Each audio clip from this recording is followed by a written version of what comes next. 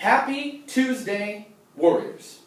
Welcome back to Today in 10 or Less. Today is Tuesday, September 17th, 2013, and today we finally finished going through that whole what a writer does, who a writer is concept that we started with at the end of last week. Now, today we finished up our pre-writing explanation, and I started with a video, a BrainPop video, that there's a link to just down below, where it always is, where stuff always is, about pre-writing, or about the writer's process in general. Because I noticed when we were talking about pre-writing and drafting yesterday, most of you were still kind of like, I don't know if I remember the writer's process, I don't know if even looking at the paper I kind of remember what the writer's process is and what it's all about. And so I showed you that BrainPop video because it seemed to me to be able to show you really easily how just taking the simple steps of brainstorming and organizing your thoughts, the pre-writing stuff that Tim did about his essay with Moby, or about Moby I should say, how because he was so organized in his thinking, he was able to write his introductory paragraph like that, like it was nothing at all. He was able to develop a thesis statement, and he was able to hit all of his important points to go after the main idea that was contained in his thesis statement, that he and Moby are like brothers. Remember, his topic was he and Moby, and what he wanted to prove or explore was that they're basically like brothers. He talked about them getting on each other's nerves, he talked about them doing stuff together, all of that stuff he's going to use throughout the course of the long essay, but it's all also contained in that introductory paragraph. Remember, when you are setting up something for your audience, you want them to know exactly what's coming, you want it to be perfectly clear, you want them to be able to understand so that you can eventually connect. Because remember, if your audience doesn't understand something, they're definitely not going to connect to you. I gave you this analogy in class. Let's say you're in a foreign country. You don't speak the language, and they don't speak English. Well, it's not going to be very easy for you to connect. Why? Because you don't understand one another. It's going to be very, very hard for you to connect because you have no knowledge of what the other person is saying.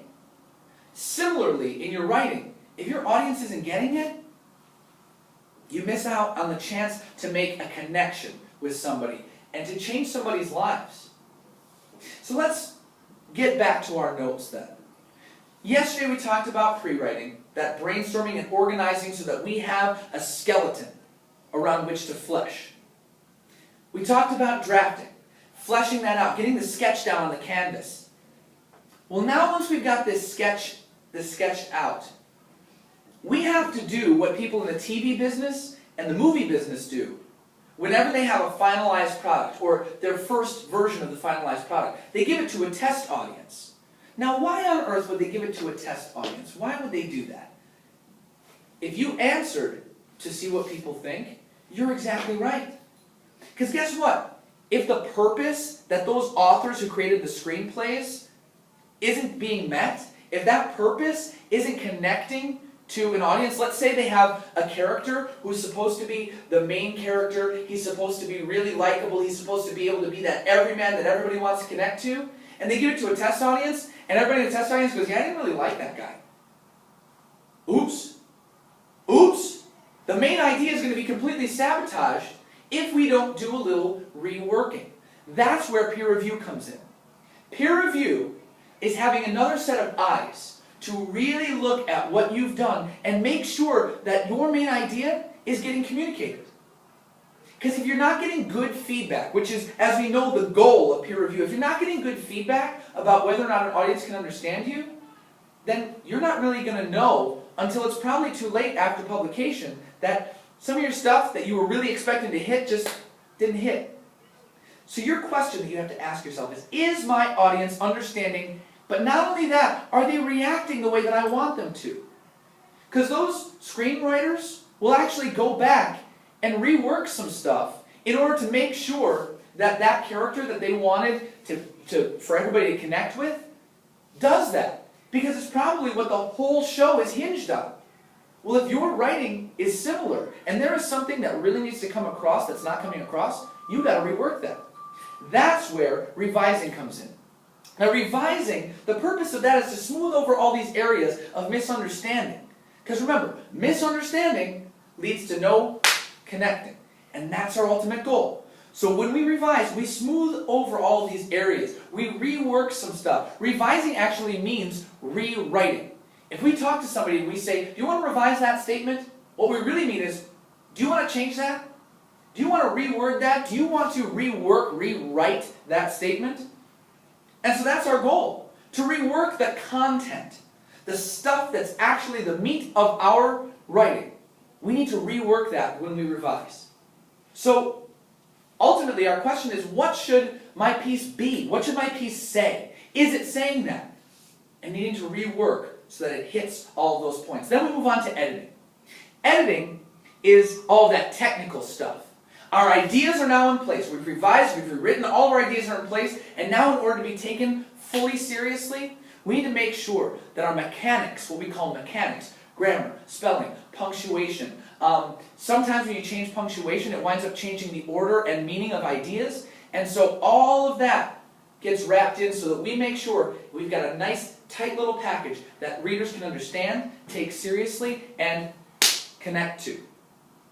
Then we move on to publication. Publishing. Do you know that anytime you print something out, anytime you finish an essay that you hand in, you published it? You're all published writers already. There's nothing scary about being published, except the fact that, now an audience is going to read my work, and they're going to judge me based on my work. Well, guess what? If you put in all this effort, and you've taken the time to get a test audience of your peers who care about you, who want to make this piece the best it possibly can be, you're ahead of the game. You're going to give something that you know lands, and that you know connects, because you've taken this time to do all the steps in the writer's process. Now we'll talk a little bit more tomorrow, because some of you are like, yeah, but that takes so long. It takes so long to do. It doesn't actually take as long as you think it does. I always say work smart, not hard. Work smart, not hard. See, if you're working hard, and don't misunderstand, because I do want you to put in your full effort, but if you're working hard and you don't have to be, and it's really frustrating, and it's really tiring, and it's really this and that, and it doesn't have to be, why would you do that? Why would you do that?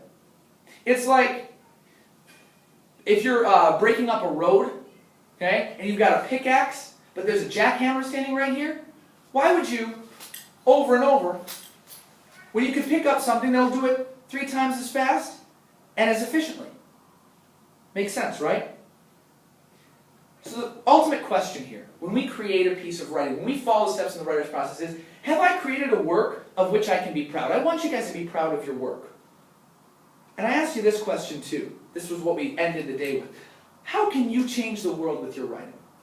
I talked about this guy, Mahai Csikszentmihalyi, the guy who wrote Flow, that book that I talked about in class. His words, I've never met the guy, okay? I don't know him from a hole in the ground except through his writing. And his words on a page changed my thinking enough that it changed my life. It changed my world, and it changed the world of the people around me, because I interact differently with people because of his words. Crazy, right? Crazy. Your words could change the entire world, even if it's only for one person. Keep that in mind as we start to get into our personal narratives, and I think you'll have a great time with it. Follow this, follow this, follow this, you'll do this. See you guys tomorrow.